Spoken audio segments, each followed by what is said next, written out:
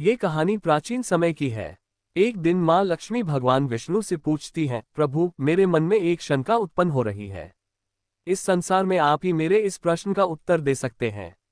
भगवान विष्णु मुस्कुराते हुए कहते हैं, हे देवी लक्ष्मी, निसंकोच अपने मन की बात कहो। मैं तुम्हारे प्रश्न का उत्तर अवश्य दूंगा। माँ लक्ष्मी ने पूछा, हे नाथ, ऐसा कौन सा कारण है जिससे स्त्रियों को मासिक धर्म की पीड़ा सहनी पड़ती है? और मासिक धर्म के दौरान स्त्रियों को कौन से कार्य नहीं करने चाहिए ताकि वे पाप से बच सकें?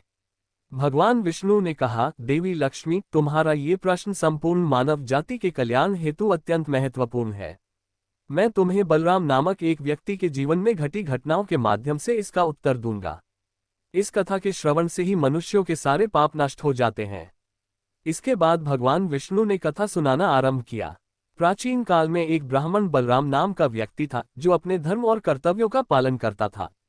एक दिन उसने भगवान सत्यनारायण की पूजा का आयोजन किया और सभी ब्राह्मणों और नगरवासियों को आमंत्रित किया। पूजा के बाद उसने सभी को भोजन कराया और दान दिया। जब बलराम अपने घर के बाहर आया तो उसने देखा कि एक कुत्ता और एक सुवर्ण सुअर आपस में बातें कर रहे थे। उसे आश्चर्य हुआ कि ये दोनों उसके माता पिता थे, जो अपने पिछले जन्म के पापों के कारण इस जन्म में कुत्ता और सुवर्ण बन गए थे। बलराम को ये जानकर बहुत दुख हुआ और वह रात भर सो नहीं सका। अगले दिन वह मुनि वशिष्ठ के पास गया और अपनी शंका का समाधान चाहा। मुनि वशिष्ठ ने बलराम को बताया कि उसके माता पिता ने अपने पिछले जन्म में कई पाप किए थे। उसके पिता ने एकादशी के व्रत का पालन नहीं किया था और मासिक धर्म के दौरान उसकी मां ने भगवान की पूजा की थी, जिससे उन्हें पाप लगा। मुनि वशिष्ठ ने बलराम को उपाय बताया कि वह अपने माता पिता की मुक्ति के लिए अमावस्या के दिन पिंडदान और तर्पण करे।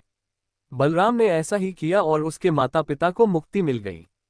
फिर भगवान विष्णु ने देवी लक्ष्मी को बताया, हे देवी, ये कथा इस बात का प्रतीक है कि स्त्रियों को मासिक धर्म के दौरान कुछ कार्यों से बचना चाहिए ताकि वे पाप से बच सकें। मासिक धर्म के दौरान पूजा, खाना बनाना और तुलसी को जल चढ़ाना जैसे कार्य नहीं करने चाहिए। इस समय के दौरान स्त्री को विशेष रूप से साफ सफाई का ध्यान रखना चाहिए और इन दिनों में पवित्रता बनाए रखनी चाहिए। देवी लक्ष्मी ने भगवान विष्णु का धन्यवाद करते हुए कहा, हे नाथ, आपके इस उत्तर से स्त्रियों को मार्गदर्शन मिलेगा और वे पाप से बच सकेंगी। मैं स्वयं इस ज्ञान का प्रसार करूंगी। भगवान विष्णु ने कहा, देवी, इस कथा के श्रवण से प्रत्येक स्त्री अपने जीवन में शुद्धता और पवित्रता को बनाए रखेगी और वह धर्म के मार्ग पर आगे बढ़ेगी। इस प्रकार माँ लक्ष्मी और भगवान विष्णु के इस संवाद से यह समझ आता है कि मासिक धर्म के दौरान कुछ कार्यों से बचना स्त्रियों के लिए आवश्यक है ताकि वे धर्म का पालन कर सकें और पवित्रता बनाए रख सकें।